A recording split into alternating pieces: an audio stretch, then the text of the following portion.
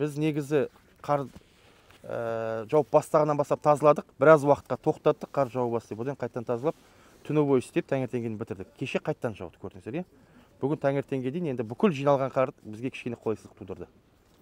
Қаланың ішінде.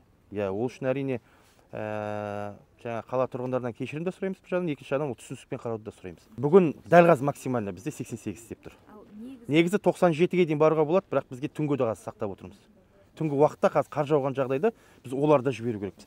Барлығын қазір пайдаланып қойып, түнде жүргізушілеріміз болмай қалса, онда ол кез коллапста болуы мүмкін. Қар аяқ асты жауып кетсе, ол кезде қиын болады. Сондықтан біз де рационально жаңағы часпик дейміз ғой. Соған да байланысты. Қазір кішкене тоқтатамыз. Өйткені біз адамдардың жүруіне кедергі жасамау керекпіз. Ол біткеннен кейін қайттан бастап кетеміз. Тротуарларды енді ЦТУ дейміз ғой, жергілікті басқарушы органдардың несімен істеп жатырмыз. Ол жерде енді жаяу күрекпен істелінетін жұмыс қой. Ол өте ауыр, сондықтан кішкене бұл жерде де трактормен жүре алатын жерді жүріп өтіп жатырмыз, бірақ көбіне қол күшін пайдаланамыз.